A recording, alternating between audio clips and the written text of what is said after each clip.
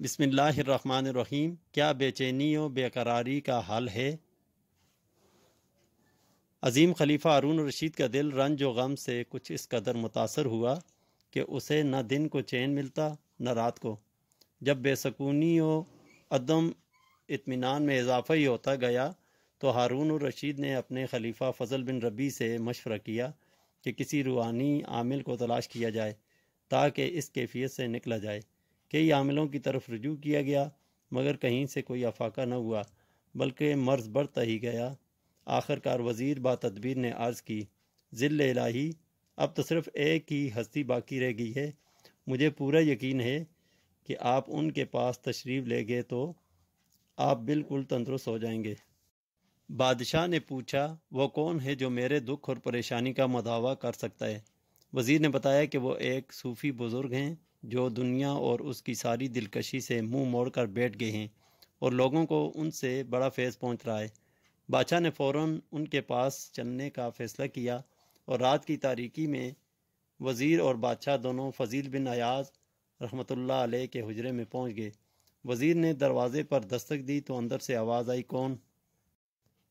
وزیر نے بتایا کہ وہ اور بادشاہ سلامت ہارون الرشید حاضر ہیں۔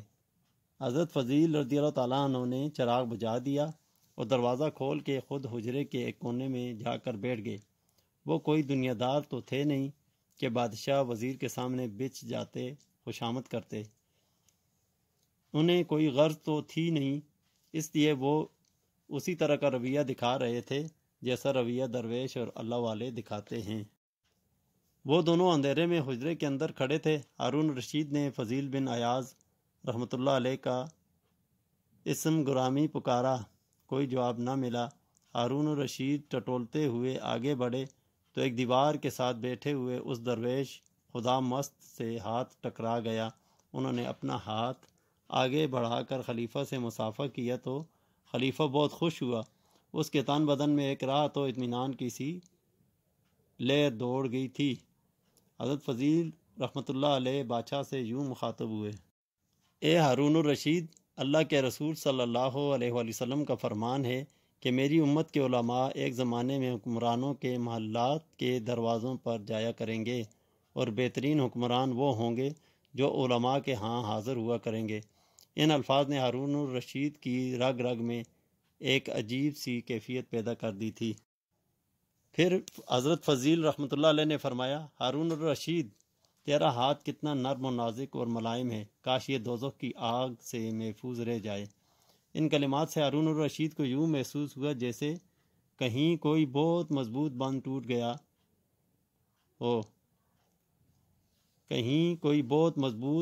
ٹوٹ گیا ہو، آنسوؤں کے ایک ریلے نے سیلاب کی شکل اختیار کر لی تھی۔ خلیفہ بہت دیر تک روتا رہا۔ پھر حضرت فضیل رحمۃ اللہ علیہ نے فرمایا، ہارون الرشید، اپنے پاؤں ڈگمگانے سے بچا لے، اللہ تجھ پر اپنا فضل و کرم فرمائے گا۔ جب تیرا آخری وقت آن پہنچے گا تو کوئی مشیر وزیر تیرا ساتھ نہ دے سکے گا۔ اگر تیرے کام کوئی آئے گا تو تیرے اعمال ہوں گے۔ ہارون الرشید پر رخت طاری تھی۔ وزیر بہت پریشان تھا۔ اس نے کانپتے ہوئے فضیل بن عیاض رحمۃ اللہ علیہ سے درخواست کی کہ وہ ہارون الرشید پر مہربانی فرمائیں کہ ان کی حالت بہت خراب ہو گئی ہے۔ درویش نے جواب دیا، تم اور تمہارے ساتھی خلیفہ کے دربار میں ایسے حالات بتاتے ہو کہ یہ گناہ پر گناہ کرتا جائے۔ مجھے بتاؤ تو صحیح، کبھی تم میں سے کسی نے اسے غیر شرعی کام کرنے سے ٹوکا ہے؟ تم ایسا اس لیے نہیں کرتے کہ تمہیں اپنی وزارت بہت پیاری ہوتی ہے، تمہیں خوشامد کے سوا کچھ آتا ہی نہیں، تم لوگ کیسے مشیر ہو اپنے بادشاہ کے؟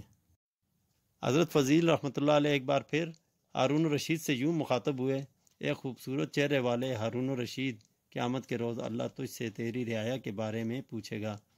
اگر تو نے اپنے اس چہرے کو جہنم کی آگ سے بچانا ہے تو اس میں مزید دیر نہ کر۔ کل کا کیا بھروسہ، کل کس نے دیکھا ہے؟ یاد رکھ، تیرے دل میں اپنی رعایا میں سے کسی ایک فرد سے بے انصافی، تیری کدورت اور بغض پر تجھ کو پکڑ لیا جائے گا۔ اس لیے تیرے حق میں یہی بہتر ہے کہ فوراً اپنی اصلاح کر لے۔ ہارون الرشید نے واپسی پر چند ہزار دینار نذرانہ کے طور پر پیش کرنا چاہے تو حضرت فضیل رحمۃ اللہ علیہ نے قبول کرنے سے انکار کر دیا۔ فرمایا یہ دینار میں کسی صورت میں قبول نہیں کر سکتا، اس لیے کہ میں تو تمہیں نجات کا راستہ بتا رہا ہوں اور تم مجھے اس کے بدلے میں معاوضے کے طور پر رقم دے رہے ہو۔